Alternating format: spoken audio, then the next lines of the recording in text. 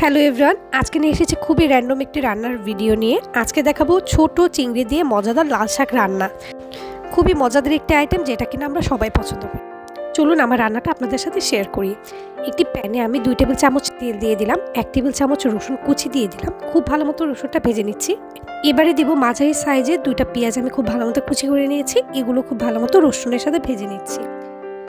একটু ভাজা হয়ে গেলে আমি এখানে একটু সামান্য লবণ দিয়েছি, যাতে করে পেঁয়াজটা একটু তাড়াতাড়ি ভাজা হয়ে যায়। এখানে ছোট ছোট চিংড়ি আমি ভালো মতো কেটে ধুয়ে নিয়েছি। পেঁয়াজের সাথে চিংড়িটা একটু ভেজে নেব, হালকা একটু ভাজা পর্যন্ত ওয়েট করছি। এরপর আমি এখানে দিব সামান্য একটু আদা রসুন বাটা। আপনারা চাইলে এটা নাও দিতে পারেন, তবে চিংড়ি যেহেতু দিয়েছে আমার কাছে একটু আদা রসুন পেস্ট একসাথে যে বেটে রাখি সেখান থেকে একটু দিলে ভালো লাগে।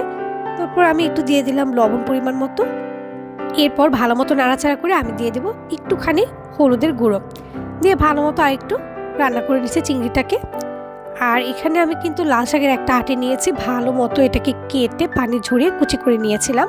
আর এখানে কিন্তু আমার চিংড়িটা একটু হয়ে গেছে, পুড়ে যাতে না যায় সামান্য একটু পানি দিয়ে আবার একটু নেড়ে দিচ্ছি, একটু ভেজে নিচ্ছি চিংড়িটা, মশলাটা আর কি কষিয়ে নিচ্ছি। তারপরে আমি দিয়ে দেবো লাল শাকটা। এই লাল শাক আর চিংড়িটা কিন্তু একেবারে বেশি শুকানো যাবে না, হালকা একটু ঝোলঝোল থাকে, এটা খেতে কিন্তু দারুণ লাগে। তারপর আমি কুচি করে রাখা লাল শাকটা দিয়ে দেবো এই চিংড়িটার সাথে, দিয়ে খুব ভালো মতো নাড়াচাড়া করে নিব। আমরা তো লাল শাক ভাজি খেয়ে থাকি, অনেকে অনেক মাছ দিয়েও খেয়ে থাকে, তবে চিংড়ি মাছ দিয়ে কিন্তু এটার টেস্টটা অন্যরকম মজা লাগে। আর এখানে কিন্তু আমি একটু ঝোল ঝোল রেখেছি আজকের রান্নাটায়, সামনে আপনারা দেখতে পারবেন নামানোর আগে আমি কতটুকু ঝোল রেখেছিলাম। তারপর সামান্য আরেকটু লবণ দিয়ে দিলাম অ্যাডজাস্ট করার জন্য টেস্টটা। তারপর নাড়াচাড়া করে কিছুক্ষণ রান্না করে নেব। যখন লাল শাকটা নরম হয়ে আসবে তখনই কিন্তু এটা নামিয়ে ফেলবো। শাকটা একটু রান্না করার সময় কিন্তু পানি উঠে এসেছিলো, আমি কিন্তু এক্সট্রা কোনো পানি দিইনি, শাকের যে পানিটা সেটাই কিন্তু উঠে এসেছিল। আর ভালো মতো একটু রান্না করে নিচ্ছে। আর এই পর্যায়ে কিন্তু আমার শাকটাও হয়ে আসছে। আর এই দেখুন শাকটা কিন্তু এখন পুরোপুরি হয়ে গিয়েছে। আমি নামানোর আগে কয়েকটা কাঁচামরিচ দিয়ে দিলাম।